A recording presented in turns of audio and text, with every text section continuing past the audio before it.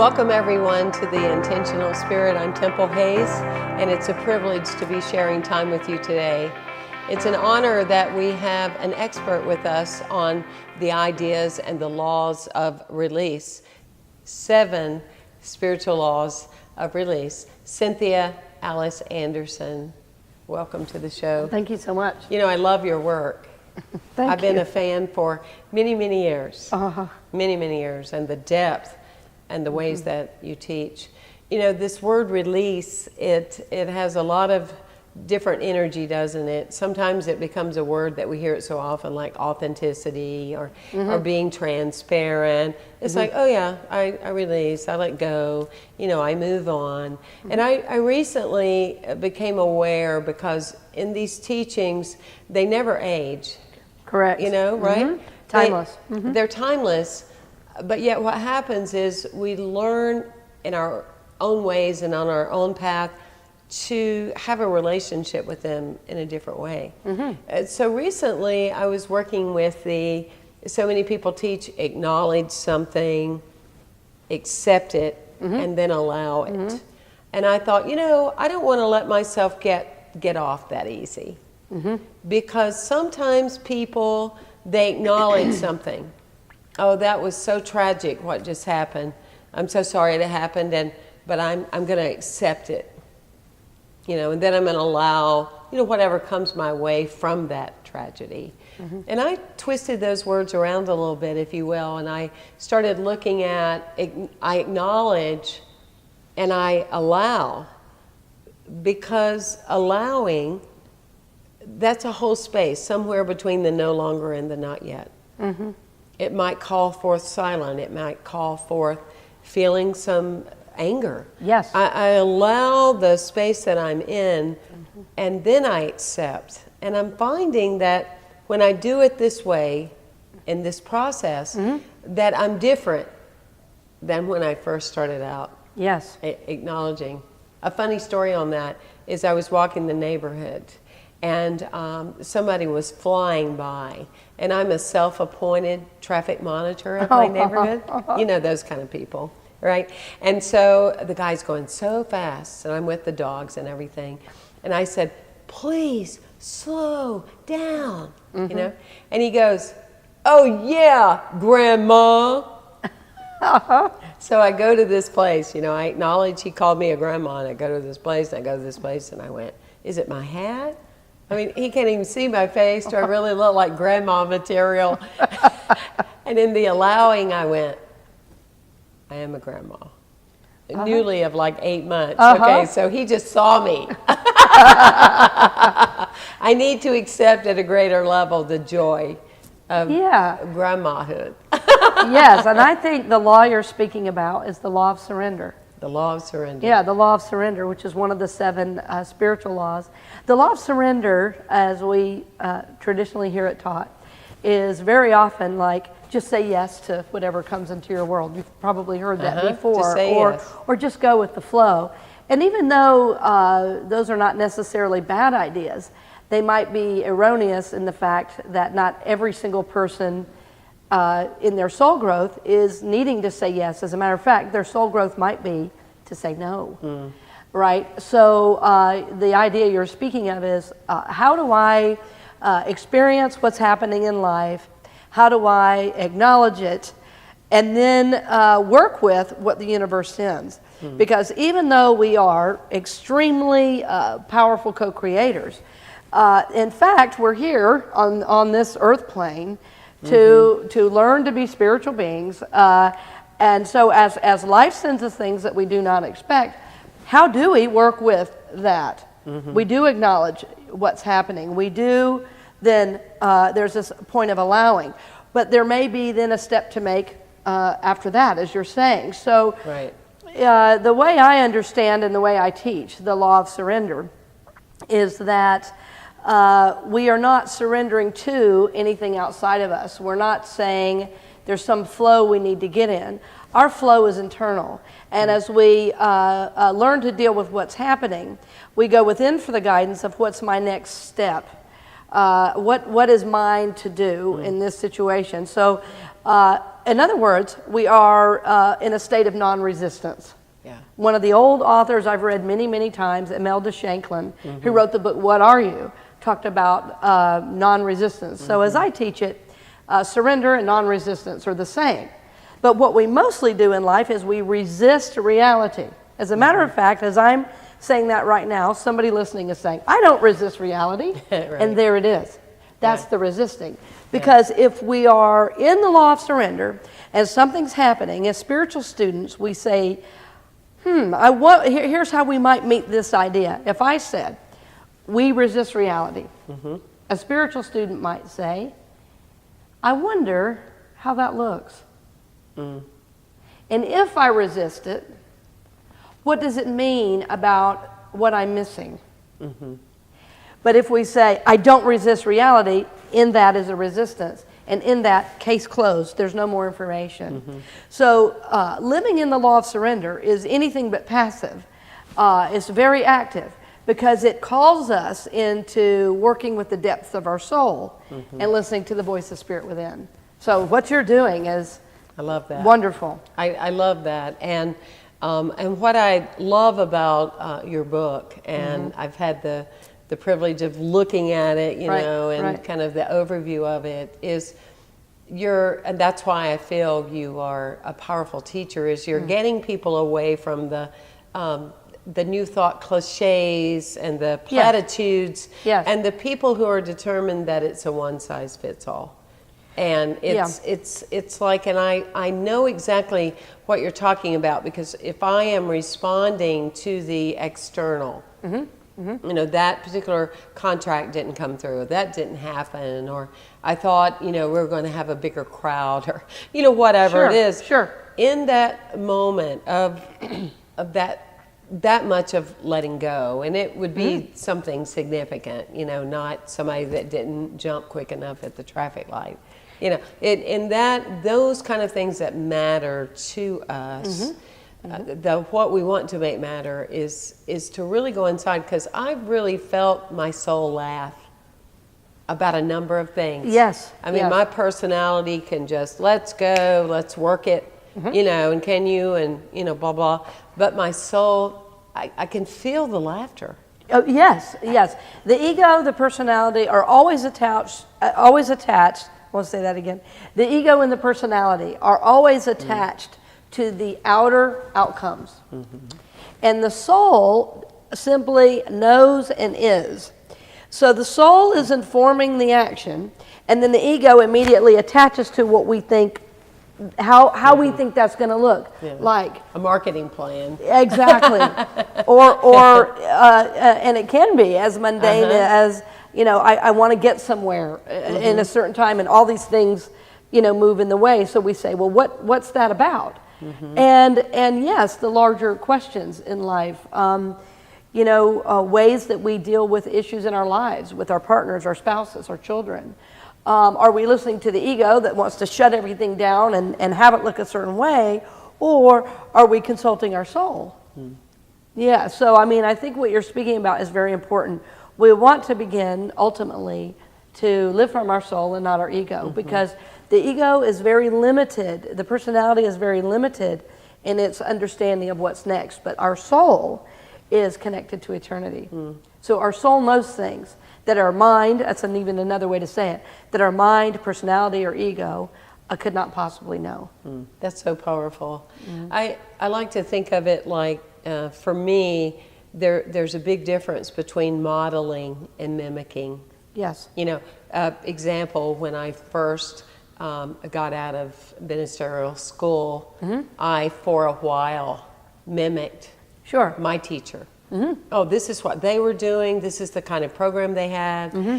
This was the kind of music they have. And if I do it like this, then I'm going to get the results that they got. And big aha moment, you know, and to be aware of that every day. It's like we don't always have to have our nameandlights.com or .org, or so it's the the process of modeling our soul path.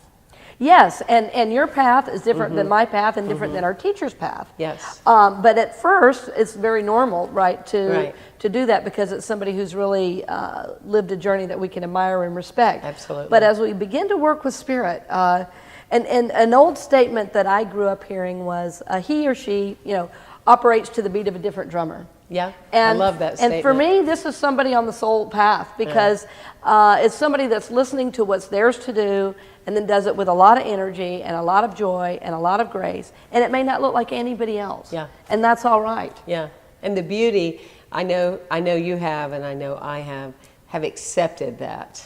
Oh, yes. To just step out on those little, tiny branches.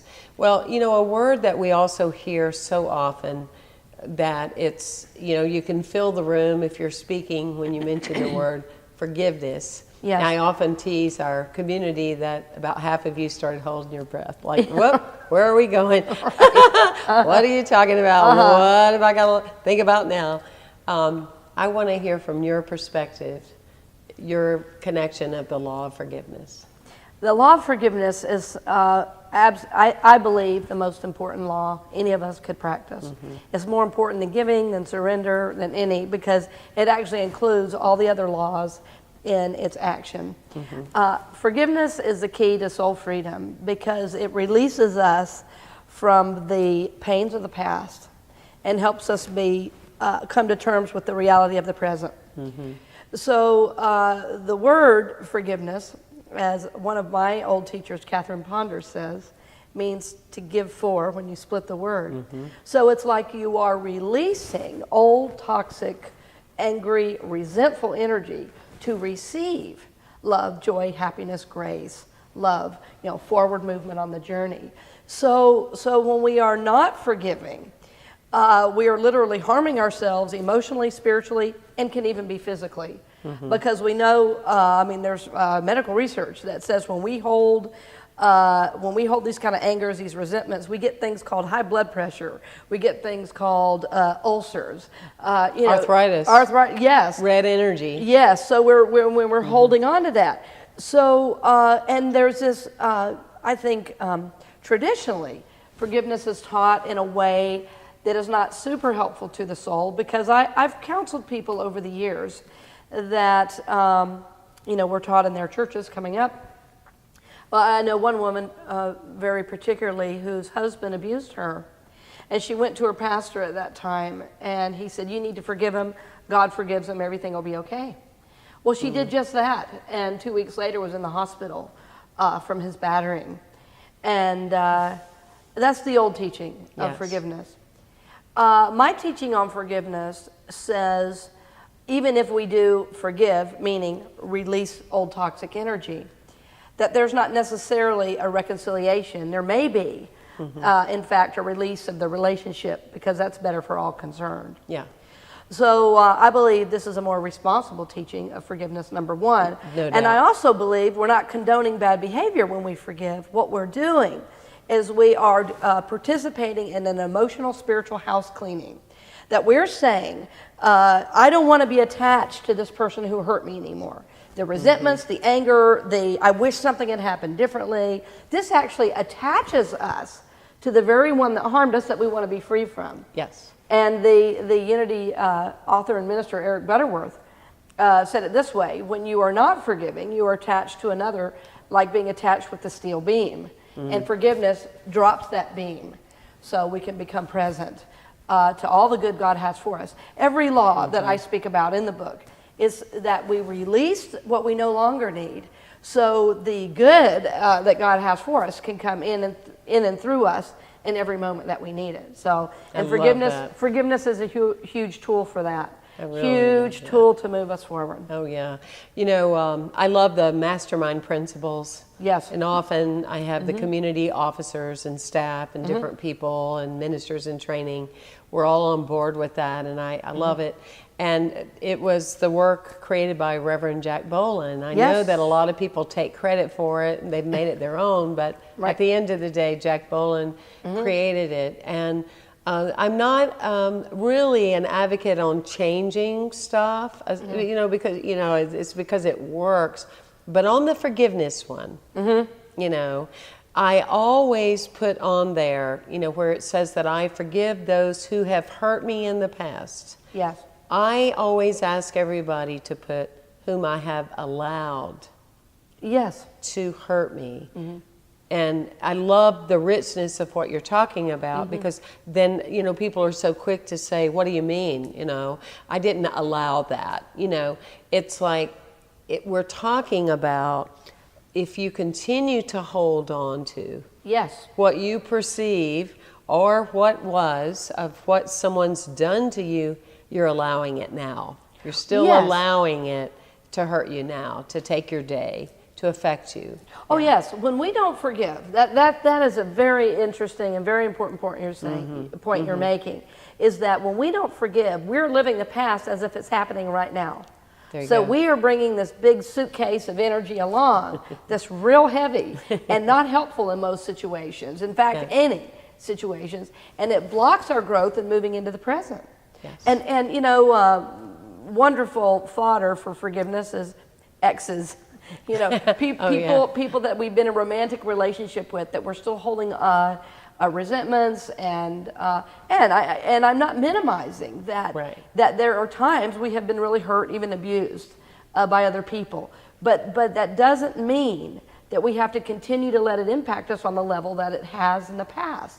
And so what we don't realize when we don't forgive, we are in this constant cycle of we are in this constant cycle of hurt, wound, or trauma, wound, pain, resentment, and then we just keep living it over and over and over. And as a matter of fact, we're actually abusing ourselves in the long run when we don't forgive. Forgiveness moves us off this karmic wheel of you done me wrong and me wanting them to pay. And then I'm actually making myself pay, I'm making others pay by me bringing this anger and resentment into my situation. So I couldn't say enough about the importance of forgiveness on the spiritual journey. It's so powerful because indeed it's projected onto other people too. Oh, most definitely. Time and time again. I've always been fascinated by, in spirituality, one thing's for sure, you must have a good sense of humor. More importantly, with yourself. Yes. But I've always been fascinated how, a couple will get together and they have exes, a few, along the way, even if they started as teenagers, so they have these exes, and they get together, and after their first 3 or 4 dates of being, in the romantic falling in love, the way they fall is they start telling each other what the other people did to them. Oh, yes. And the reason they're not there anymore. So then they spend the rest of the years comparing notes. Yeah, right. Right. Well, you're trying to make me like, Bill or Mary.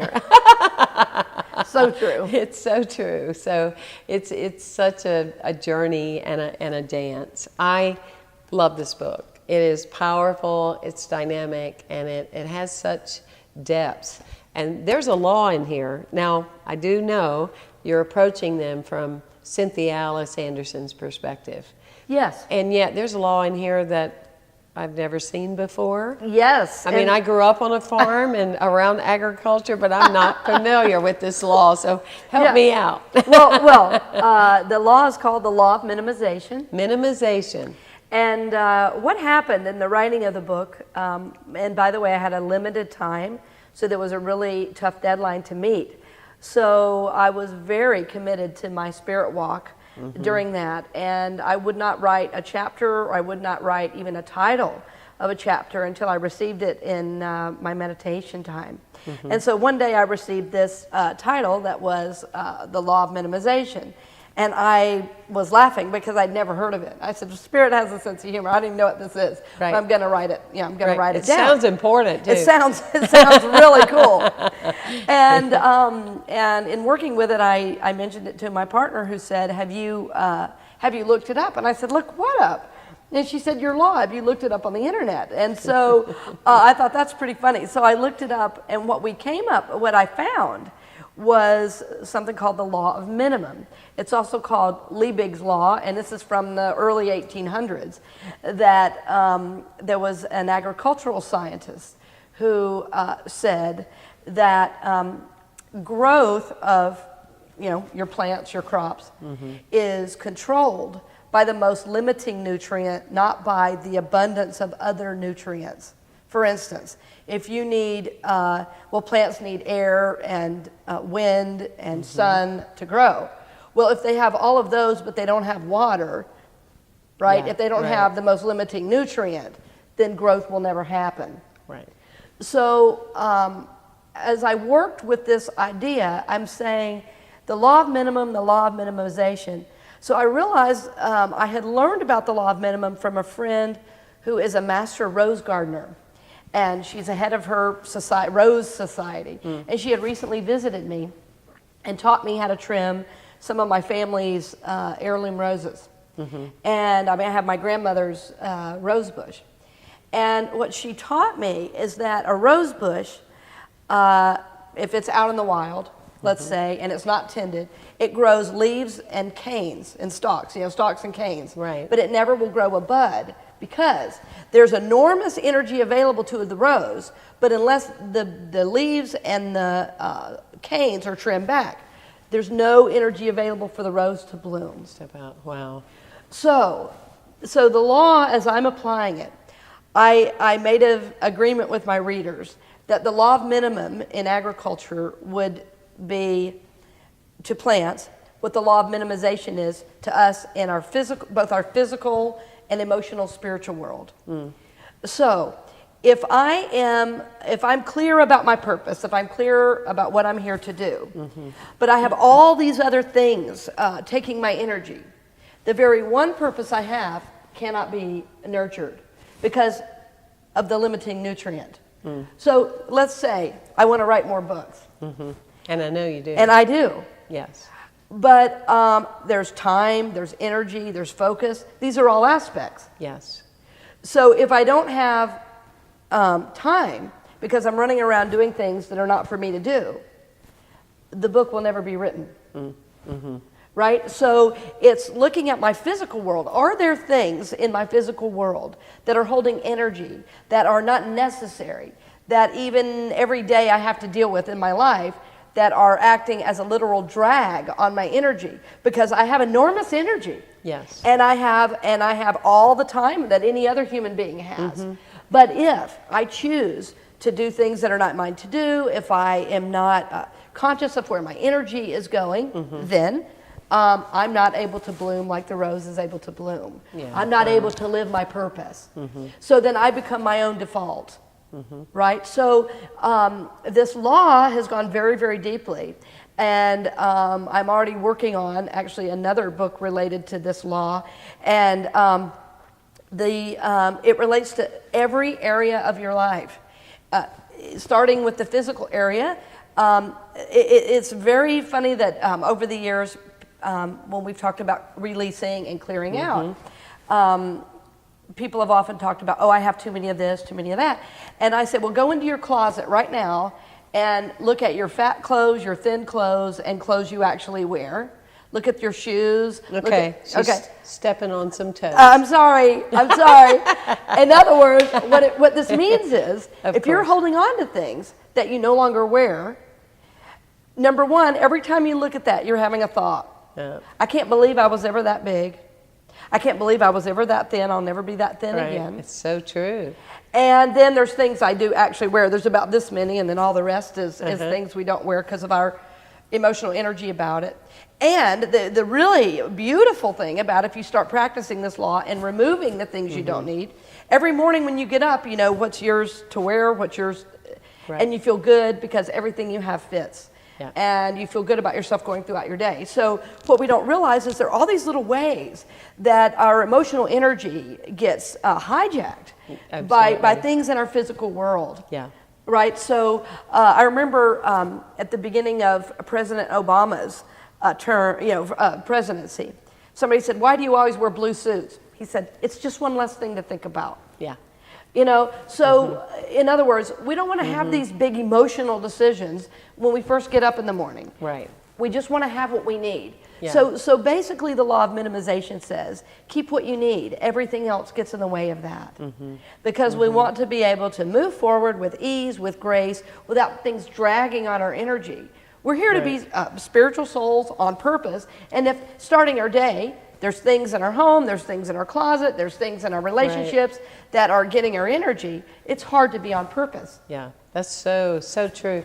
And one of those, as you're talking, that comes to me, the nutrient of community and relationship. Absolutely. And time again through the years, because you and I are both flashing numbers around the 30 years that we've been involved in spiritual communities, and that I've seen is that we'll have core leaders of community. They're very dynamic. They're a core leader because they know the working with the laws of success and all those things.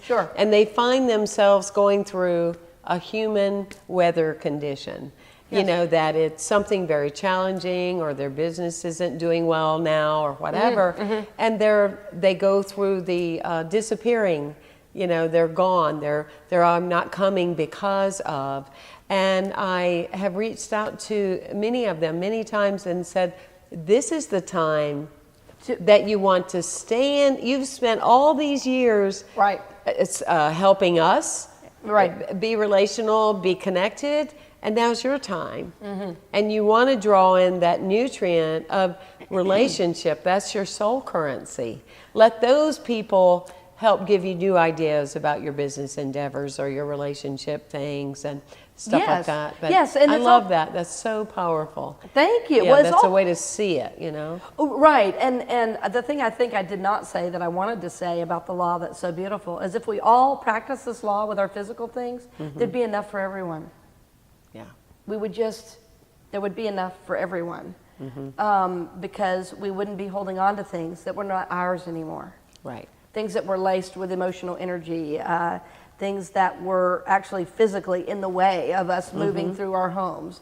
So that's what I love about this law is as we practice it, it not only creates abundance for ourselves, it creates abundance for the world. Yes.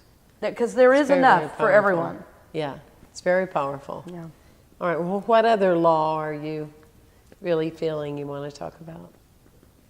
This is so deep, and I can see where in talking about it, then people really need to journal, do breakout groups to really process it.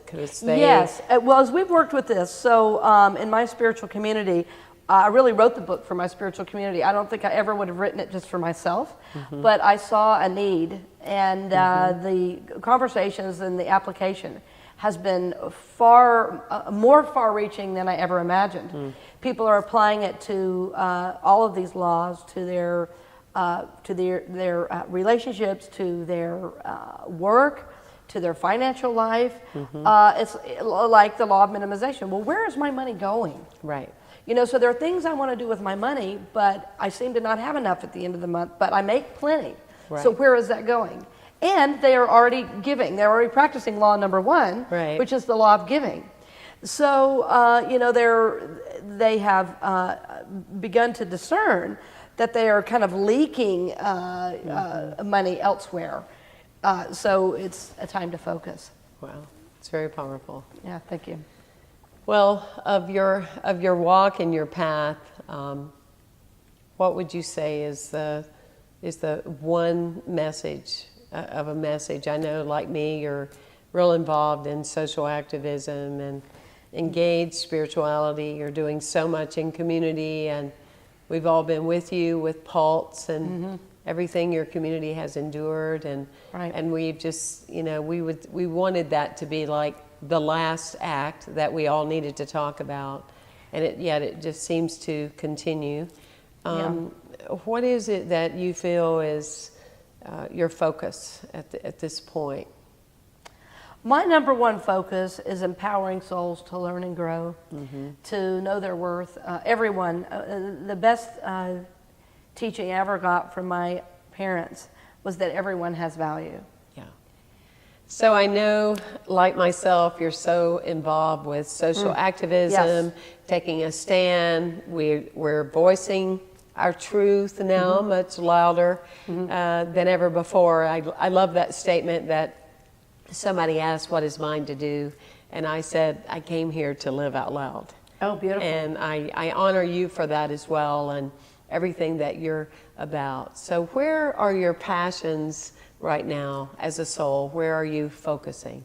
I appreciate that question. My mission is to invoke soul evolution in the masses.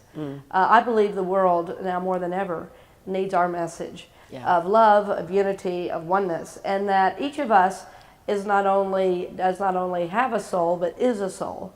And that as we act, as we believe, as we move out into the world, that every action is affecting the collective. So I think there is a huge need right now for us to live from our divine purpose, because when we don't, we start to live lives of desperation. It affects our body, it affects our mental health, it affects how we are in the world. So I want to inspire people to go out there and live their soul like never before. Because as we do that, the world lights up with light, with passion, with love, and say, oh man, you know, he did that or she did that. Maybe I could do that. And so I think the world is just waiting on us to be the leaders that have gone before. You know, so many people that we admire as a society, Reverend Dr. Martin Luther King Jr., Mother Teresa, Mahatma Gandhi. Oh, yeah. These are individuals that we say they were the game changers. Well, who are they now? Right. The world needs new game changers. Yes. Right? And I believe it's up to us. So my personal mission is to inspire that. Because I know I can't do anybody's work for them. I can inspire them to do it, and I can be their cheerleader, and I can say, awesome work. And that's what I love to do. I love to see people lit up, and my role is to uplift humanity in doing that. Well, here's to a game changer. Thank you. You are too, that. my dear. You are I that, appreciate it Cynthia very Alice much. Anderson. What a pleasure having you. Thank you.